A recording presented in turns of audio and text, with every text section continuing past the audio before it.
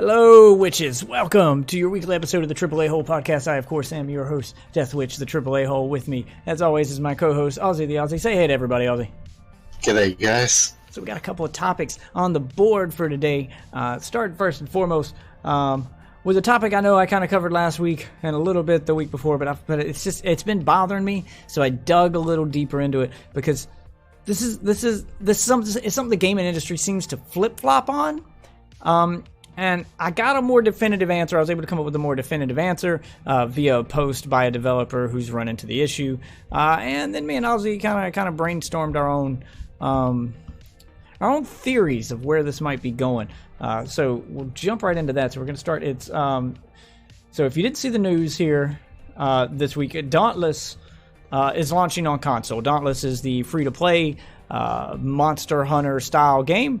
Where you and four friends, hunt down a monster, and it's free to play, and you hunt it down, you collect its scraps, you collect its hide, its its bones, it's whatever, and then you use that to craft bigger and better gear, and it's it's ongoing. So that's the style of the game. And then use that gear to go hunt bigger monsters. Yeah, rinse and repeat. It's Monster Hunter, but free to play, which it's a pretty good model. It's got kind of a Fortnite meets Zelda Breath of the Wild style graphics to it, so it's not, as it's not going for the photorealistic style that Monster Hunter goes for. It's more of a cell-shaded kind of thing. It's a fun game. It's a fun game. Yeah. It's a fun game. I played it. We played around with it. It's been in alpha and beta on PC for a while, but I got an official coming out of early access launch date, and it's also launching on Xbox and PS4. But it was announced this week that it will be the first game ever to launch on PS4 with crossplay enabled on day one. So, as we all know, Fortnite was the big famous one that had the battle that finally got Sony to give on the idea of crossplay, and that kind of opened the floodgates, because once Fortnite crossplay was enabled and showed the world how not only how easy it is to do, but how seamless it can be, and how it's not how it's not going to be, because there's always been that debate that crossplay would it would create balancing issues, that it would be unfair, and then it would create a fragmented community, etc., etc. Fortnite proved that all that's not true. And then there's the whole, the servers won't talk to each other, and it'd be a laggy mess. And they talked about the technology side of things, where Fortnite then again proved, that's not really the case. I mean, you got mobile playing with PC just fine. You got mobile playing with console. You got console playing with PC. You got consoles playing with each other. Whatever, it's fine. Everything worked fine. It was smooth. It's been a good little transition for Fortnite. So then that kind of brought up the question of, why don't we see more crossplay? So we got the developer of Gems of War here recently, which Gems of War is a free-to-play puzzle RPG game created by the creators of the original Puzzle Quest. So it's very much a sequel to that. It feels very much like it. It went back to that art style. It went back to that storytelling style. And that game has a lot of content. Like an insane amount of content you can play for free. I'm not just talking about daily and grindy stuff, but there's the story element of it, being that it is a puzzle quest RPG game, is insanely long. There's 23 kingdoms, and that's before the DLC. This was the base game. So there's 23 kingdoms, and each kingdom has its own plot line. After you complete all 23 kingdoms, then there's an overarching plot line where they all combine, and then there's a big war with the underworld, which then unlocks the underworld, which has 2 factions in it, and that was added later as an update. So originally it ended on a cliffhanger. Now you get to see the end of that cliffhanger and keep going.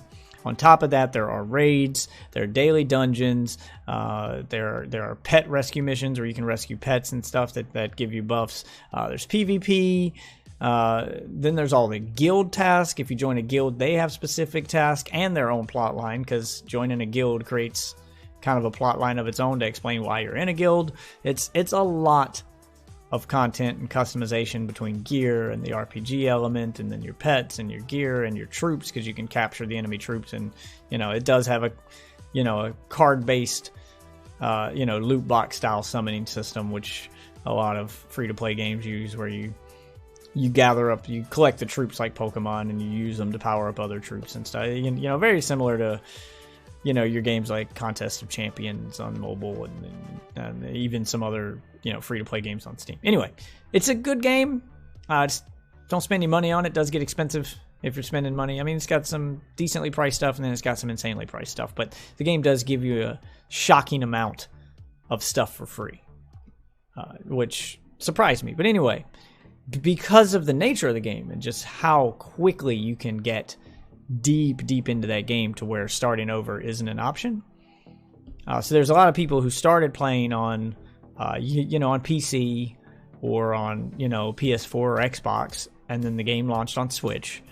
And they wanted to switch to the Switch version because obviously the portability, they want to be able to play it on the toilet, and, it's easier to take with them, and, they have friends, and it's easier to have a community on Switch because of the fact that it's so portable. You can, log in and check your guild messages from anywhere. You don't have to be at your PS4 or at your Xbox or whatever. So on their Reddit, a bunch of people have been asking for crossplay forever. Well, the developer of the game responded. One of the developers responded and basically broke it down, and I think he may have given away some things he wasn't supposed to give away because he kind of revealed the business side of things. So basically he says, in regards to crossplay, the code base is only one aspect of it, but this isn't a hurdle we didn't anticipate and we've already crossed.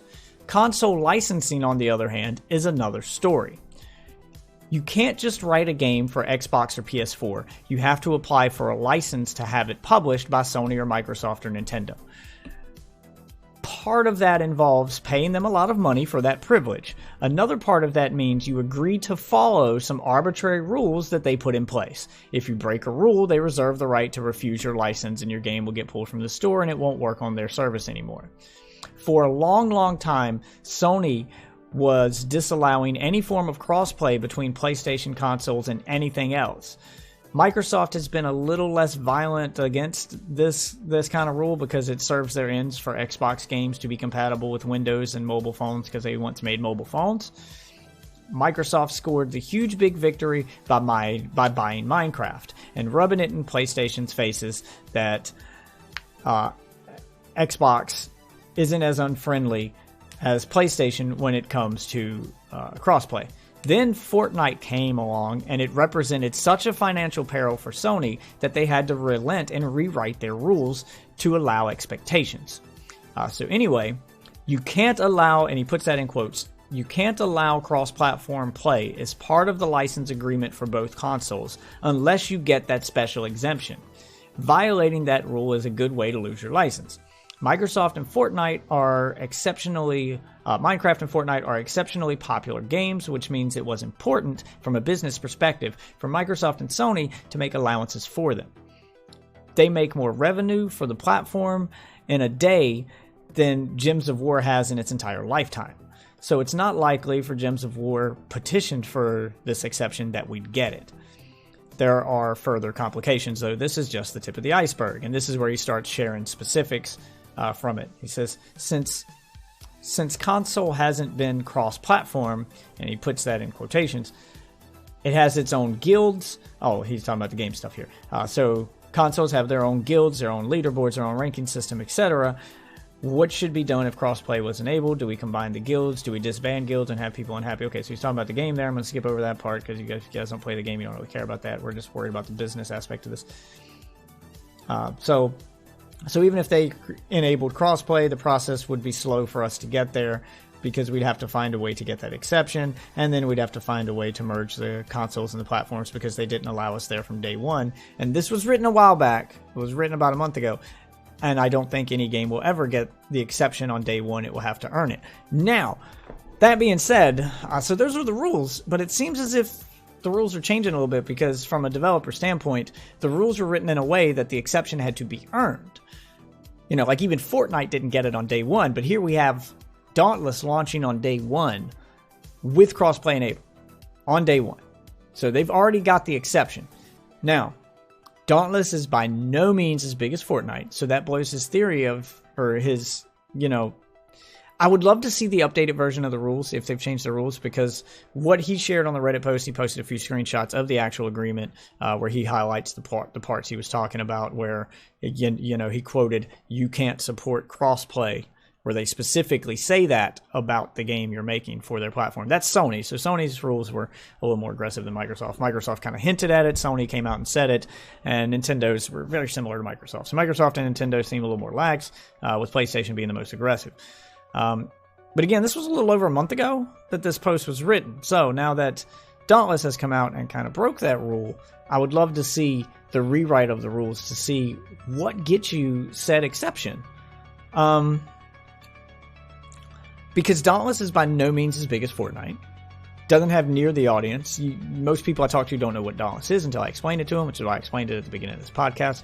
A lot of people do, but I mean, even Monster Hunter, official Monster Hunter, isn't as big as Fortnite.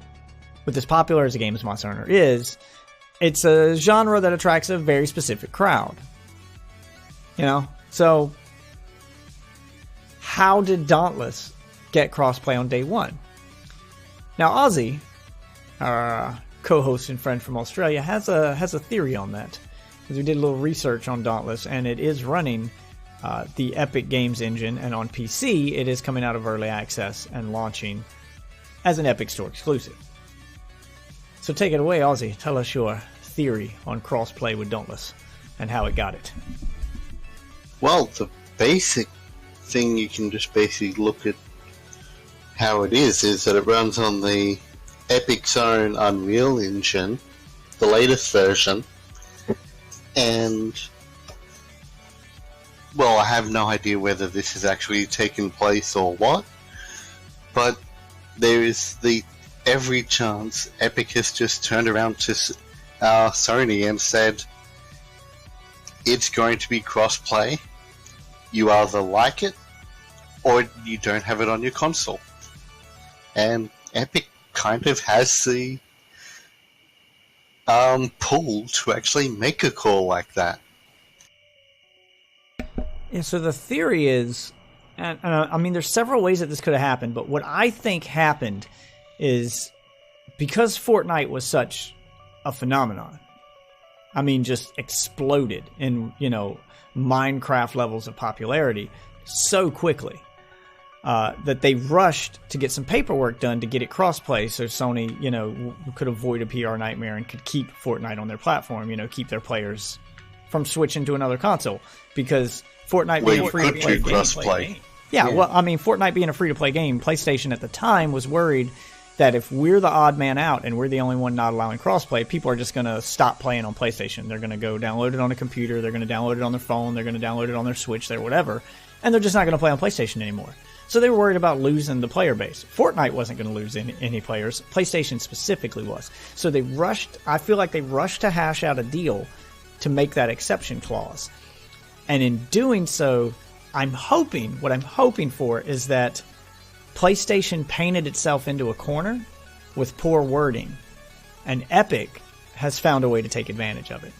So if they wrote the new contract and the exception to exclude Fortnite's specific game engine, or things that Epic owns, and they were trying to exclude Epic as a company, that would include, especially if they were doing it, I think they did it to exclude Epic as a company. I think Epic was trying to future-proof themselves and negotiate a company-wide deal, not just a deal for Fortnite, but for, any game they may make in the future, a sequel to Fortnite, or, if they brought Quake over to consoles, etc., and enable crossplay. So I think Epic was trying to get themselves a personal deal, but because of the way it was worded, I think it may have been worded so that any game owned by Epic, anything owned by Epic is eligible for crossplay.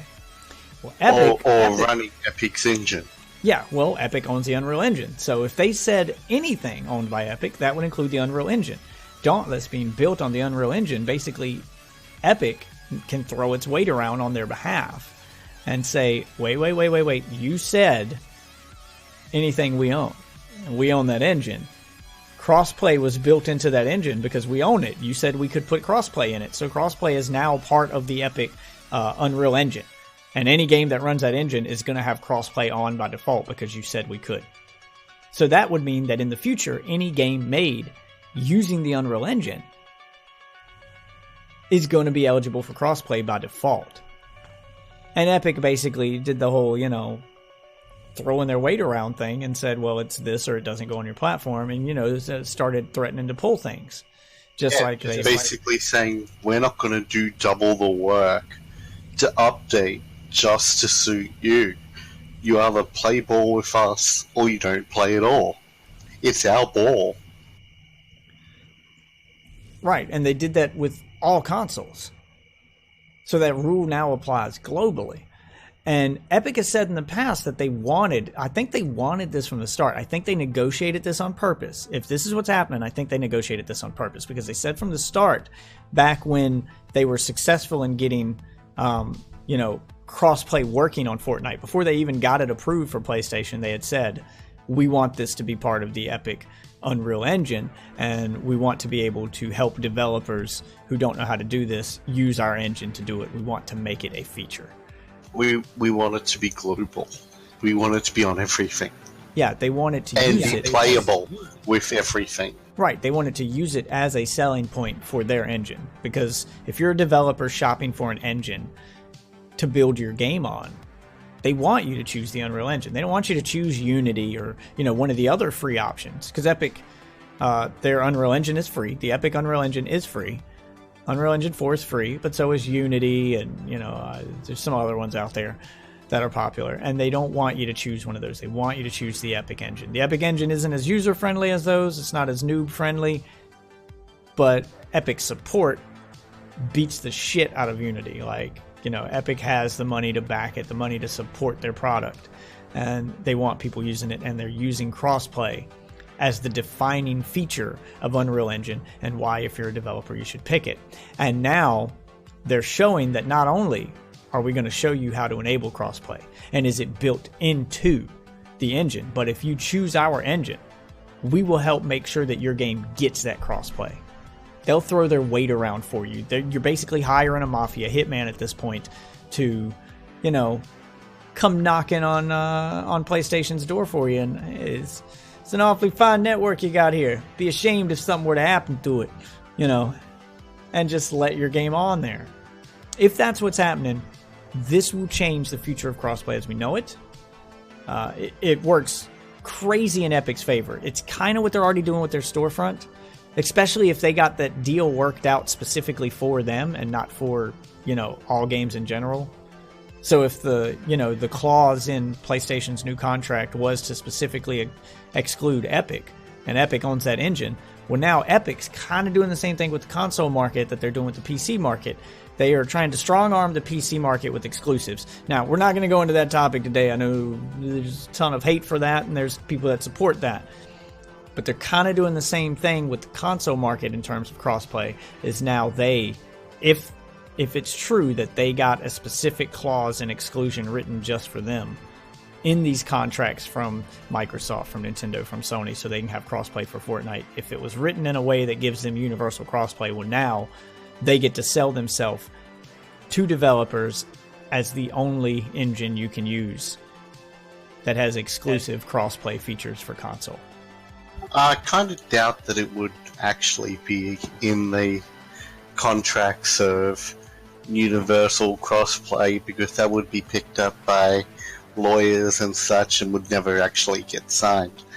This, I more think, is Epic's strong-arming Sony. Well, when I say they're not getting Epic, I think it was written in a way as part of their Fortnite contract, so that Epic specifically has a contract for crossplay with its products, and since, you know, Unreal Engine is its product. Oh, yeah, but I kind of don't think that Sony would allow that. It becomes a legal gray area where I think you're right. Would Sony allow it or not? Really isn't the question. The question is, with it becoming a legal gray area where they are trying to win on a technicality, the question then becomes, would Sony fight it or not? If Epic did try to say, hey, you said anything, you know, technically this is ours, would Sony try to fight them on it? And the fact that Dauntless is launching on day one with crossplay on a game that no one expected it to have and there was no demand for, makes me think Epic did that. Epic went to them and said, technically it's on Unreal Engine, which makes it ours. They tried to win on a technicality, and Sony could have fought them and lawyered up, but chose not to. Said, you know what? Fuck it. You're right. We're going to let you have this one. And if they let them have this one, then they have to let them have all future ones, because if they try to fight them later, that just becomes ammunition used against them in court to say, well, you already told them it was okay. You let Dauntless do it. You let so-and-so do it. Now you're changing your contract. You're changing your deal. You're Darth Vader in this situation, and that's not going to go well for them in court. So if this is what's happening, then that would mean... And the only real way to know is for the next game that launches on console running the Unreal Engine to see if it has crossplay or not. The next multiplayer game, anyway. To see if it has crossplay or not. See if there's another non-big name game with crossplay enabled running the Unreal Engine on PlayStation. And if that's what happens, then I will. That's what I think happened. I think Sony backed off. That Epic called their bluff on a poorly worded contract, and Sony chose not to fight them. And if that's the case, Epic's just won exclusive crossplay rights on console as far as game engines go. Not that there won't be other exceptions made, but that would mean that any game that launched on console not running the Unreal Engine would have to jump through the same hurdles that Minecraft had to jump through, that Fortnite had to jump through before this new contract was written for Epic, where they have to earn whatever it is, that this developer, Gems of War is trying to earn. They're going to have to earn enough revenue and enough of a player base to justify the exception. To whereas any game running Unreal Engine is automatically an exception. Next upcoming Unreal Engine game, I just brought up the wiki on what's coming for Unreal Engine 4. We have Ace Combat 7, Skies Unknown coming this year. The new System Shock is going to also be Unreal Engine 4. Stalker, that's S.T.A.L.K.E.R.2 with a bunch of dots in it. Yeah, is also coming 2021 on Unreal Engine 2. So I'm looking for games that weren't so late in their development cycle when this whole crossplay thing started. TBAs that I'll somewhat recognize. Unreal Tournament has a TBA. That one I would expect to see it on. Oh yeah, that one I would expect to see crossplay. Definitely. So that'll be your deciding factors. You need to look for games like Ace Combat. I think it was so far in its development when all this happened that they may not go back and try to implement it as a feature, because then they would have to rewrite, their game. They didn't build their game for it. To whereas Dauntless, tried to build their game for it during its early access phase when it started. Satisfactory is also listed as a TBA, but I think you can pre-order it now on Epic Games. Is that multiplayer? App. Yeah, it's multiplayer. Okay. Because that's another thing, is you need to see if the game's multiplayer, how far along in its development it was when this whole thing started. These also... I didn't actually see these also have listed titles, what they're coming out on. Unreal Tournament platforms are listed as Microsoft, OS X, and Linux. So Unreal Tournament isn't even listed for a console. Yeah, if it came to console. Oh yeah, if it came to console. Then I expect to see crossplay on that one. A Fortnite 2, of course, you're going to get it there. So I'm more looking on games running the Unreal Engine that aren't going to be super popular, But if they launched, Okay, similar to Dauntless kind of thing, where it had a following on PC, but it was kind of an underground following, and then suddenly launches on console with crossplay enabled on day one, the next Unreal Engine game that kind of meets that category, that kind of meets that mold. If it launches with crossplay, Bloodstained Ritual of the Night is coming out on everything. Is there a release date for that? No, it's just saying 2019. It's a little soon to tell if this deal would affect that or not. So this is a time will tell situation. So keep your eye on any game coming out with the Unreal Engine, and we'll keep our eye on it to see if anything comes out with crossplay. Bloodstained Ritual of the Night is set for release June 18th. Yeah, that's too soon. So the 18th of next month.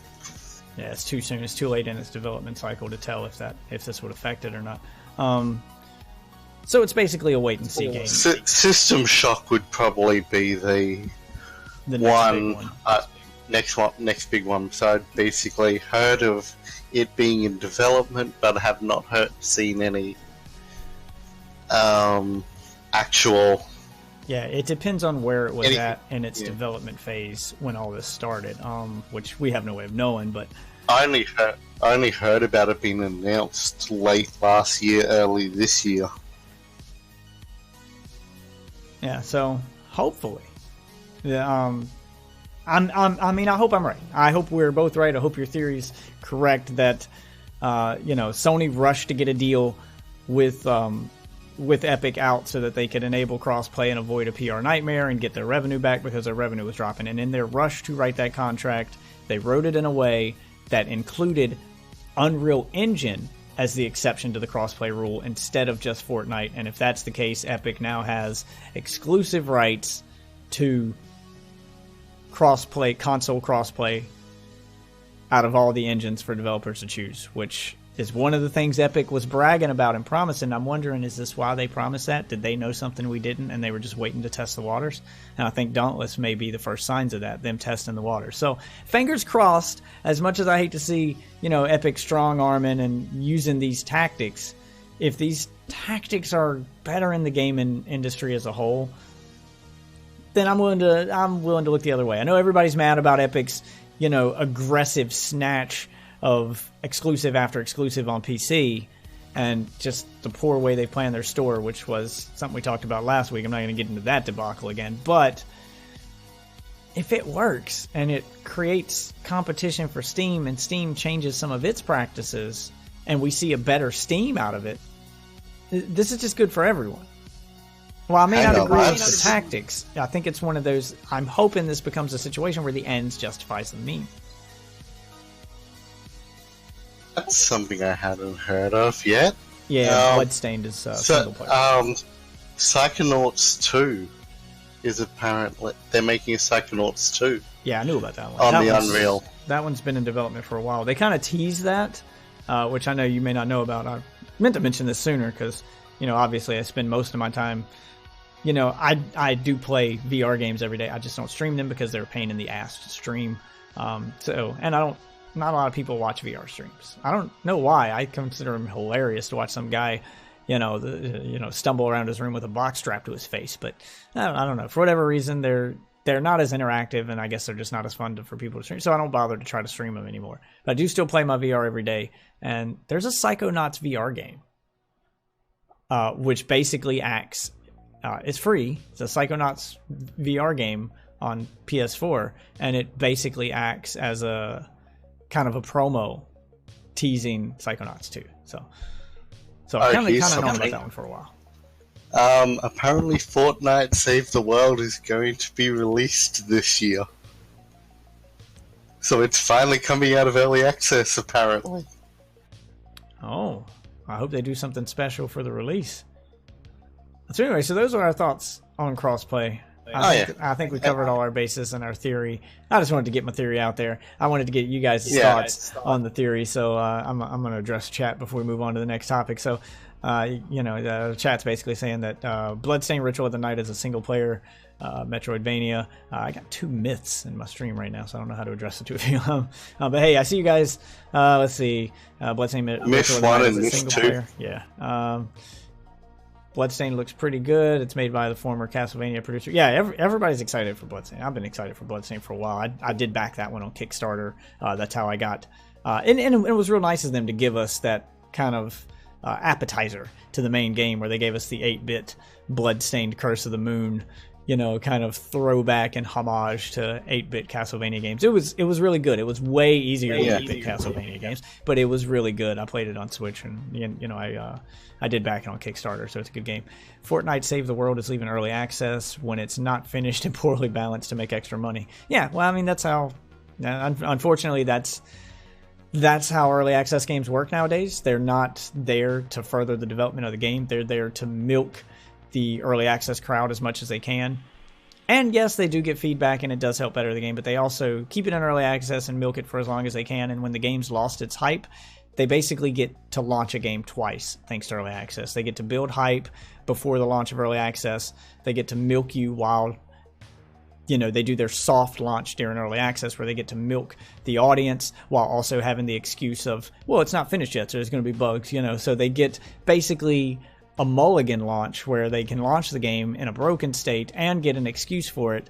And then when the hype has died down and people are, they're starting to lose their crowd, they do one big update to add new content and to finish the game, build hype again, and get a second chance to launch it a second time. That's what early access means nowadays. It's no longer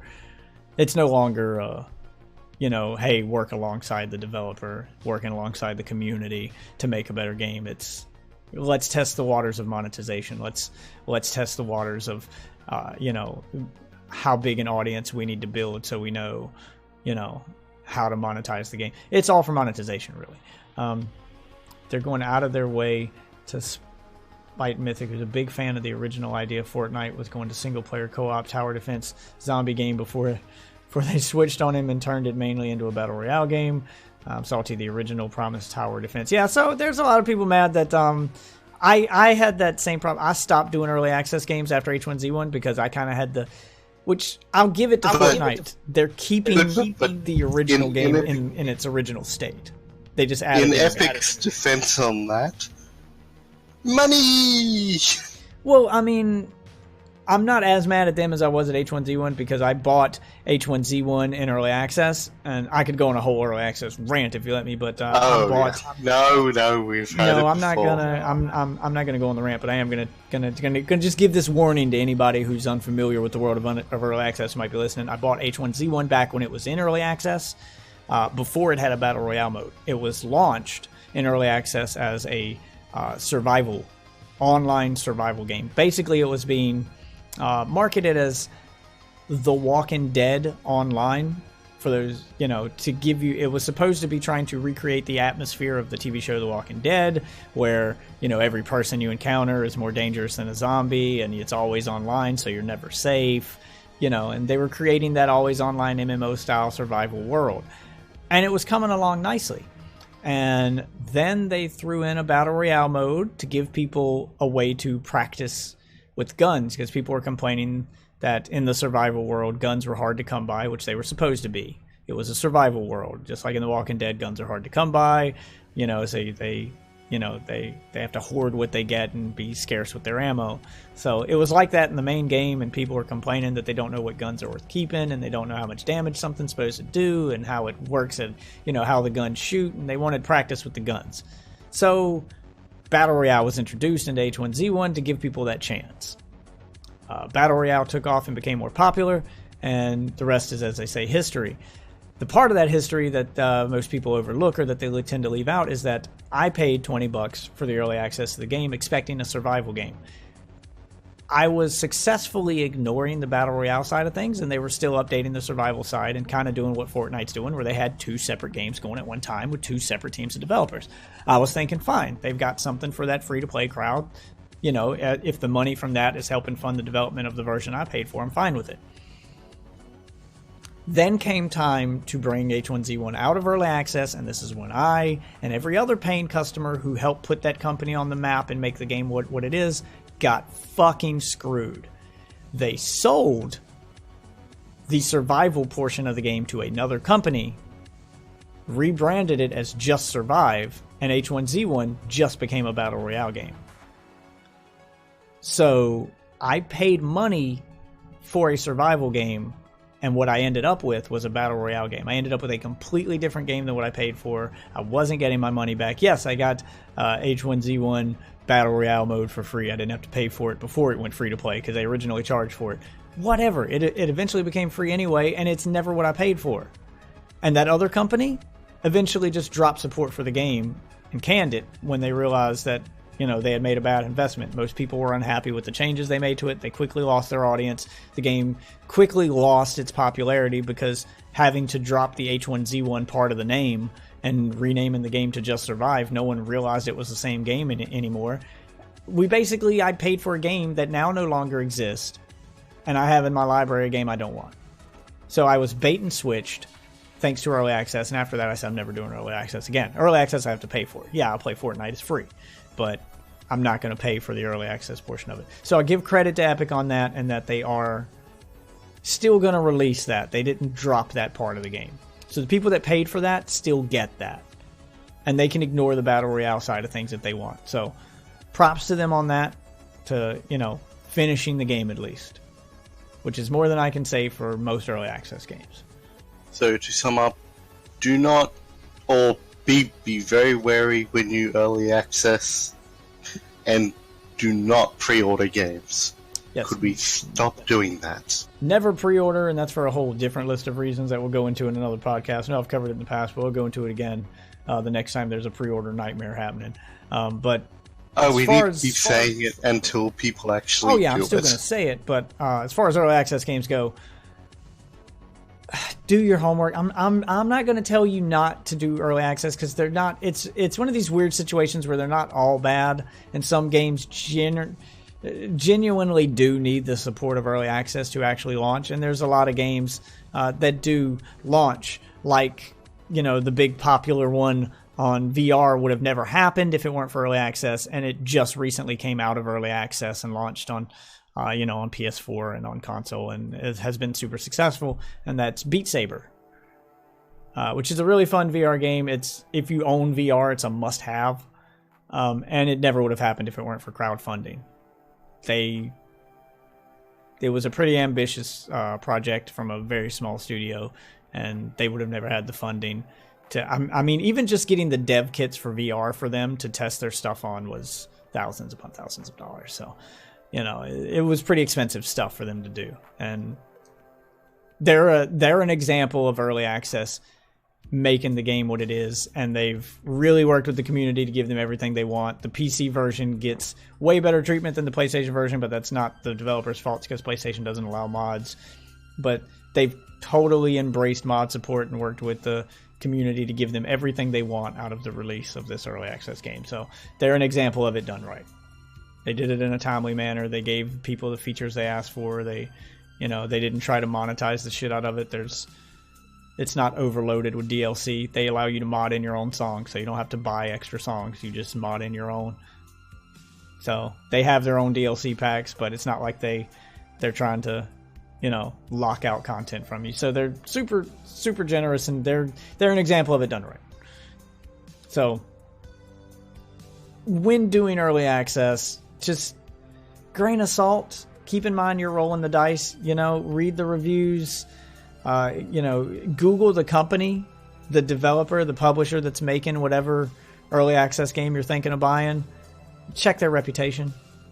Are they known for cash grabs? Are they known for working with the community? Go to the developer's Reddit page. Go to the Reddit page of some of their other games and see what other players say about them as a developer. Do they listen to the community? Do they seem to care about the community? Where's their heart at? Is their heart in the money, or is their heart in the game? Are they doing this as a passion project, or is this a cash grab?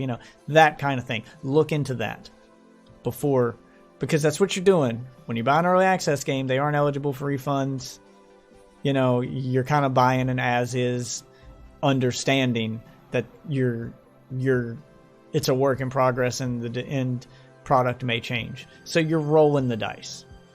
It's a gamble.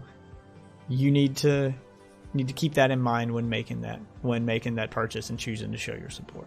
I'm not telling you not to support early access. I'm just telling you to, know what you're funding before you fund it. Know the developer you're funding before you fund it. And sometimes you'll still get screwed over. So it's still a gamble. There have been famous examples of that on Kickstarter of developers from very famous games like Mega Man. The original creator of Mega Man, a guy everybody trusted, and, we knew the developer going in. Everybody trusted that guy with his money, and he took that money and ran and farted out a half-ass project. So, he saw dollar signs and everybody got screwed. So he's kind of become the new poster child for why you need to be careful with early access. Why it's risky. But for some smaller developers, it's absolutely necessary. So don't completely write it off, is all I'm saying. All right, going back to chat real quick before we move on to the next topic. Proper content updates as promised. A working Daisy. Yeah. Streets of Rage was a really good early access game. Are they remaking that? Streets of Rage? That was a Genesis game. It's a good game, though. So last topic. This is going to be kind of a shorter podcast, so a quick, short topic at the end. Streets of Rogue you're talking about? Because Streets of Rage is a Genesis game. Yeah, Streets of Rogue. Yeah, okay. Streets of Rogue. Yeah. Okay. So, yeah, Streets of Rogue was a... Why did I say Rage? I'm tired. Yeah, okay. So you confused me there. Yeah, Streets of Rogue, I heard, was pretty good. Like I said, there's some examples of it done right. So just be sure to read those, especially if it's on Steam. You get the user reviews. If it's an early access game on Epic Game Store or, console or somewhere that doesn't have user reviews in their marketplace, Google's your best friend there. Check the Reddit page for the game. Check what the community and people who've already bought it are saying. Reddit is always there, no matter what console or platform it's on. These devs can't stop Reddit from being Reddit. So, Reddit's your best friend when it comes to getting the genuine feedback of the community.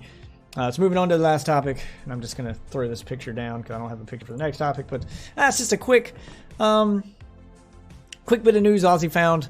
In fact, I'll let you tell it because you've got all the documentation in front of you and stuff. We're video game television shows, man. Oh, I was just looking through the news feeds on Facebook, and apparently Sony has been reported to be creating their own production house, turning their games into actual TV shows and movies in-house. So they're going to be controlling the actual thing, and which hopefully means it's going to be good. It's not going to be Uber Bowl movies. Well, all the building blocks are there for a good product. With Sony being personally involved and Sony having the means of production to do this kind of thing, especially now, that they've kind of given their biggest Marvel franchise back to Marvel, and they're kind of scaling back that kind of stuff and trying to get away from chasing the comic book trend. This may be what they make their new thing. This may be their claim to fame. So it has the building blocks and potential to be done right. The question is, because video game movies are just notoriously terrible. Like, even now, without Uma Bowl, and even now without, or Bowl, or whatever the hell his name is, without him, Uwe Boll, yeah. Even without him involved, and even with the developer involved, Sega was actively involved in the Sonic movie. And we saw the trailer. We all saw that Nightmare Fuel. It does not look good. I'm not saying it's going to be bad. I could be proven wrong. It could be good. They're saying they're going to fix Sonic, but they haven't pushed back the release date, which means now they're on a time crunch type thing. And anyone who's seen CGI in movies on a time crunch and a low budget, especially any movie that's had reshoots, knows that it's probably going to be a shit show. It's not going to look as good as people want it to look. Well, they've done one back in 2016, which wasn't a shit show. It was the Ratchet and Clank movie, which wasn't bad. Well, what I mean by it's going to be a shit show, I'm not even talking about the movie at this point. I'm talking about Sonic himself. I'm talking about the CG and the production value. Because not only are you having to redo Sonic on every scene in that movie, but you're redoing the CGI from scratch to fix him on a time crunch because the movie already has a release date and it's already been shot. So you're having to go back and basically redo the movie on much less time than you had the first time, and there's pressure behind you to make it look good. And any movie with reshoots, I mean, do I need to bring up Superman's mustache? Actually, and that was just them trying to fix a mustache. Sony's not involved in that. That's Paramount and Sega. Right. Well, that's what I mean. Sega, the creator of the character, was actively involved in the movie, and it still looked like shit when the trailer launched. But I'm more worried about the quality of the CG. Like, I'm scared they're going to make Sonic worse just by accident, just because they don't have the time to properly do it now with that time crunch in place and the fact that they're doing reshoots. I mean, this happened with Justice League with Superman's mustache. They had around the same amount of time. Yeah, they had around the same amount of time to just CGI off a guy's lip hair and made it look like shit and screwed it up. Sega's trying to do an entire CGI character in the same amount of time they fucked up a guy's upper lip. So with reshoots. So this could be a whole different kind of shit show now. Just production quality wise. I'm not even talking about plot now. Do you want to know what the budget is? What's the budget? For Sonic, according to IMDb, the Sonic movie has an estimated budget of $90 million. Well, let's hope that money goes to work, because I know the creator of Sonic, and chat's chiming in here that the creator of Sonic was not happy with or pleased with the movie. But I mean, that's still one guy. The Sonic team was involved in the creation of the movie. The former head of the Sonic team and one of his creators seemed displeased with the images. Yeah, but see, that's former head of Sonic team. So the current Sonic team was involved with this movie. So they thought Sonic with old man dentures was fine and greenlit that. And I'm glad it got the backlash and it's going to be quote unquote fixed, but I worry they won't have the time needed to properly fix it. And it's just going to look unfinished.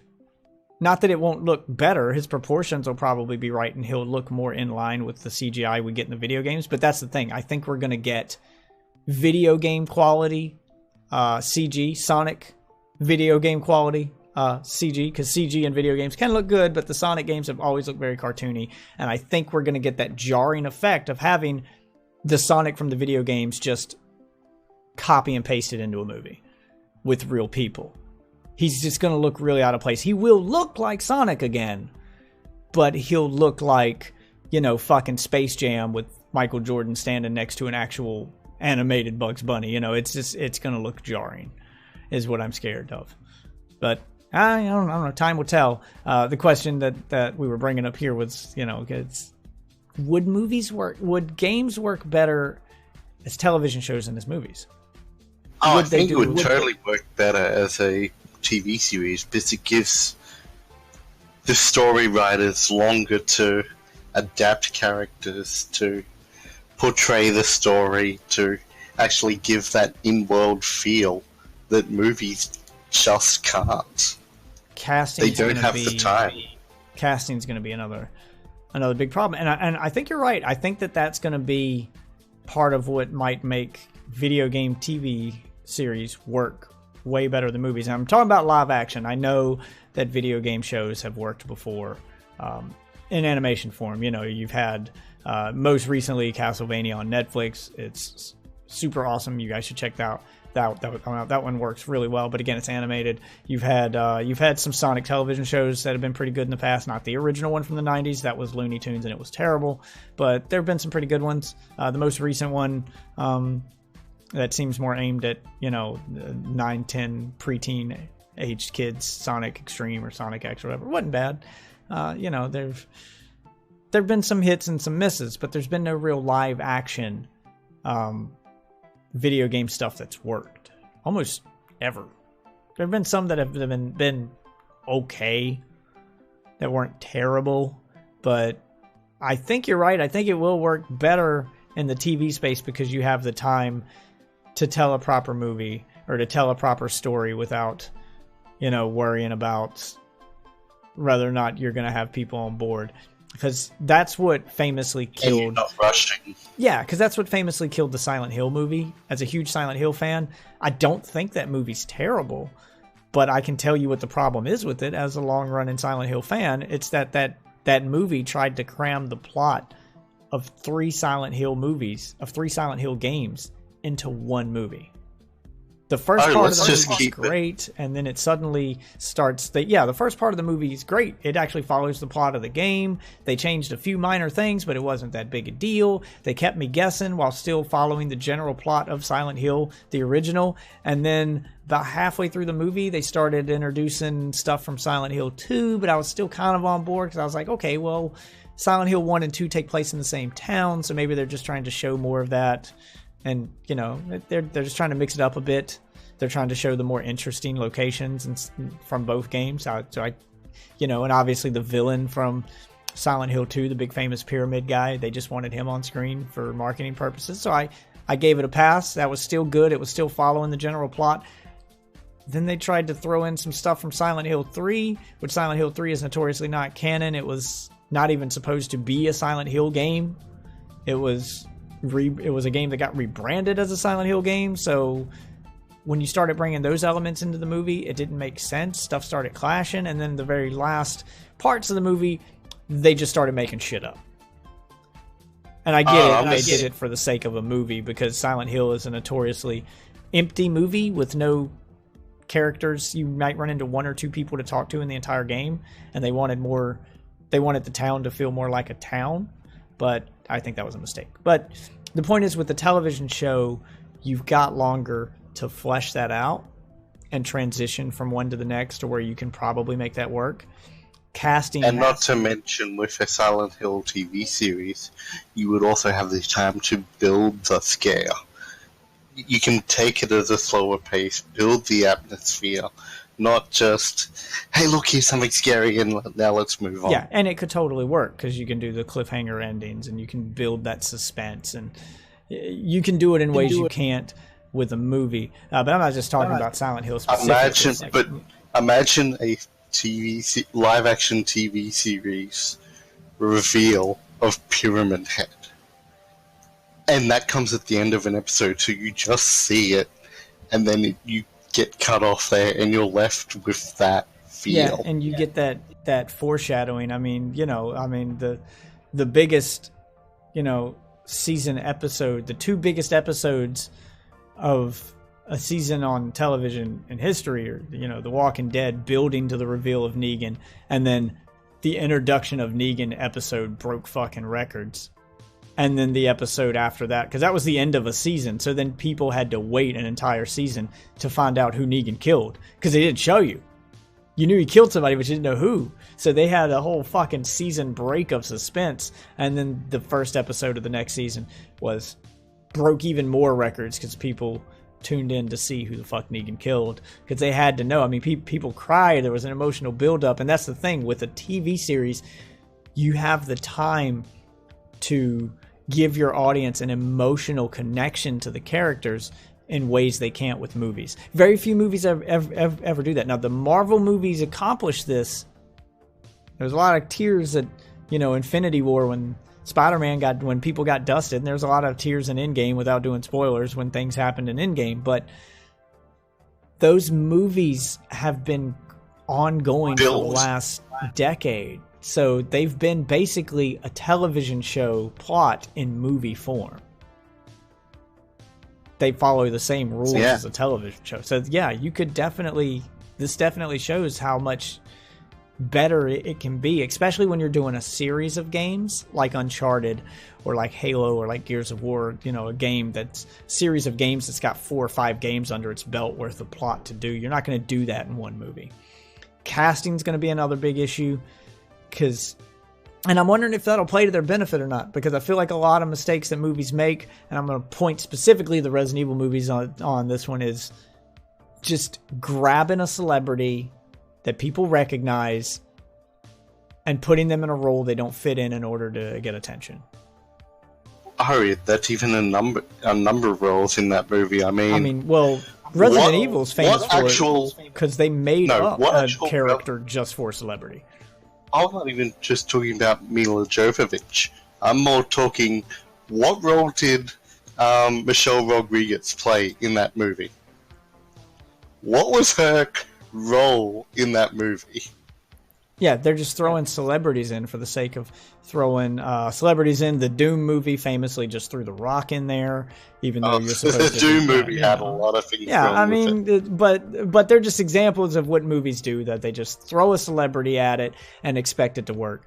To where instead of trying to cast a person who fits the role of the character, for instance, you do an Uncharted television series, you get Nathan Fillion. Yes, he's a celebrity, but he's not a Rock level kind of celebrity, and he's already proved he's perfect for the role when he pro bono for free shot, you know, his own pilot episode of an Uncharted show, just to show that he wanted to play the part. He basically pulled a Deadpool and leaked some footage and hoped the fans would help him get the job, and I hope they do. I hope that if they make an Uncharted television show, Nathan Fillion. You know what would have been possibly the best way to have used The Rock in Doom is to not show his face. You do the whole movie thing, and you have him fight demons and all of that. You basically have him be the Doomslayer throughout the entire movie. You don't show his face. You keep his face in the helmet, and then in the post-credits, you have him going off whatever, and then remove the helmet, and you see The Rock's face. Yeah, but they wouldn't do that because they paid a lot of money for The Rock's face. They want to put it on a fucking poster. And that's the mistake I'm talking about, that they just try to buy a face to put on the poster. Only Marvel and Disney, someone like that, has the balls to pay for a celebrity that has name recognition, don't put their face on the poster, and give them 3 words of dialogue to say for their entire career in the movie. Looking at you, Vin Diesel. I am Groot. Oh, yeah. That's it. You give him fucking 3 words. Like, who the fuck does that? Only Marvel fucking does that shit.